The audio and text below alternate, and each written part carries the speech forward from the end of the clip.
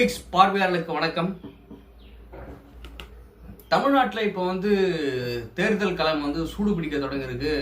இன்னும் ஒரு 7 மாத காலம் தான் சட்டமன்ற தேர்தலுக்கு இருக்கு. இதில் இப்போ புதிதாக நடிகர் விஜய் அவர்கள் ஒரு கட்சி தொடங்கியிருக்கிறாரு தாவகன்னு சொல்லிட்டு அவருடைய ரசிகர்களை வச்சு அதை நடத்திட்டு போயிட்டு இருக்காரு. அவருடைய நடவடிக்கைகள், அவர் நடத்துகிற செயல்பாடுகள், அவர் கட்சி செயல்பாடுகள், அவருடைய ரசிகர்கள் பண்ணுற அந்த இன்னும் மாறாமல் அப்படியே அவர்கள் தொண்டர்களாக மாறாமல் அப்படியே இன்னும் இந்த ரசிகர் இதுலேயே மோகத்திலேயே இருக்கிறத பல்வேறு விமர்சனம் நம்மளுக்கு விஜய் மேலே இருக்குது. நம்ம என்ன கேட்குறோன்னா, திரு சீமான் அவர்கள் நாம் தமிழர் கட்சின்னு ஒன்று நடத்துகிறாரு. 8% வாக்குகள் வாங்கி மாநில அங்கீகாரம் பெற்றிருக்கிறாரு நாம் தமிழர் கட்சிக்கு. அவர் என்ன ஆரம்பத்துலேருந்தே சொல்லி வர்றாருன்னா, முதல்ல ஆரம்ப கட்டத்தில் நான் பெரியாரிஸ்ட்னு சொல்லிட்டு மேடை தூரம் எங்கே பார்த்தாலும் பெரியாரை புகழ்ந்து பேசிட்டு வந்தார். நான் ஒரு பெரியார்வாதி அப்படின்னு சொல்லிட்டு பேசிட்டு வந்தார். அப்புறம் கொஞ்சம் காலகட்டத்துக்கு அப்புறம் பெரியார் எதிர்க்க ஆரம்பிச்சிட்டாரு. பெரியார் சிலைகளை நான் உடைப்பேன், பெரியார் தமிழர்களுக்கானவர் இல்லை, பெரியார் நான் எதிர்ப்பேன்னு சொல்லிட்டு பெரியார் எதிர்ப்பு முழுவதுமாக பெரியார் எதிர்ப்பை பேசிட்டு வர்றாரு. அப்புறம் என்ன சொல்கிறாரு, திராவிடம் தான் என்னுடைய எதிரி, திராவிடத்தை ஒழிக்கணும், திராவிடம் தான் என்னுடைய முழு முதல் எதிரி திராவிடம் தான் அப்படின்னு சொல்லிட்டு பேசிட்டு வர மேடைதோறும் அவர் திமுகவை தான் விமர்சனம் செய்வார். திராவிடத்தை தான் திராவிடம் தான் எதிரி, திராவிடம்னா என்ன அப்படின்னு சொல்லிட்டு திராவிடத்தை தான் பேசிட்டு வருவார்.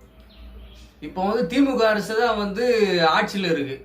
இவர் திமுகவை தான் எதிர்க்கிறது. ஒரு மக்களை நேசிக்கிற ஒரு தலைவர், மக்களை நேசிக்கிற அரசியல்வாதியாக இருந்தால் இந்த மக்கள் விரோத ஆட்சி இப்போ நடக்கிற திராவிட மாடல் சமூக நீதினு சொல்லிட்டு மக்களுக்கு எதிர்ப்பாக நடக்கிற, அனைத்து மக்களுக்கும் எதிர்ப்பாக நடக்கிற திமுகவை தான் இப்போ தேர்தல் கலவரம் நெருங்க முழு முதலாக அவங்கள தான் எதிர்க்க வேண்டிய கட்டாயமாக இருக்கும்.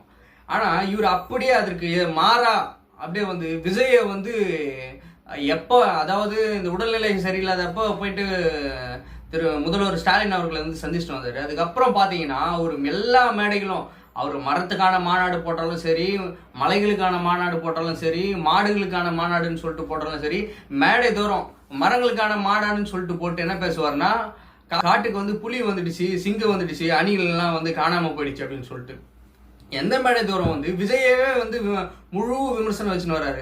மக்கள் விரோத ஆட்சி செய்யறது இப்போ யாரு? திமுக. இப்போ எதிர்க்க வேண்டிய திமுகவை விட்டு நீங்கள் எந்த மேடை பேசினாலும், எந்த மேடையில் இப்போ போட்டாலும் விஜய் விஜய் விஜய்னு விஜய் தான் பேசுறீங்க.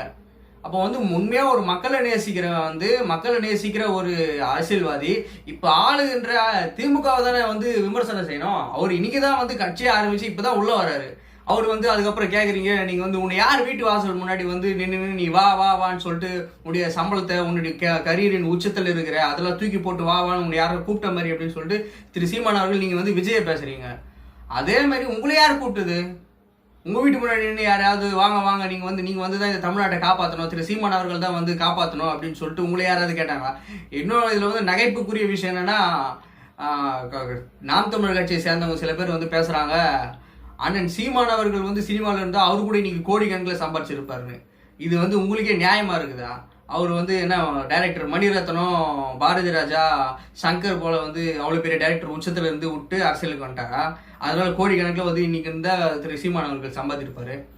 விஜய் அவர்கள் எடுத்து வைக்கிற அரசியலை விமர்சிக்கலாம், அவருடைய கொள்கையை விமர்சிக்கலாம், ரைட்டு. எதுக்கு முழு நேரமாக விஜயை விமர்சிக்கிறது? இது அதாவது கன்னட தமிழ்நாட்டை ஆளணுமாடான்னு பேசின திரு ரஜினிகாந்த் இப்போ உங்களுக்கு நல்லவர் ஆயிட்டாரு. அப்புறம் அஜித் சகோதரர் ஆயிட்டாரு. அஜித்தை பற்றி இதுக்கு முன்னாடி நீங்கள் எதுவுமே விமர்சனம் பண்ணதில்லை. இப்போ அஜித், ஏன்னா விஜய் உங்களுடைய ஓட்டெல்லாம் வாங்க போறாருன்ற பயம் வந்துருச்சு. அதனால அஜித்தை நம்ம கையில் எடுத்துக்கலாம், அஜித் ரசிகர்களாம் நம்ம பக்கம் எடுத்துக்கலாம்னு சொல்லிட்டு அஜித்தை பற்றி பேசுறீங்க.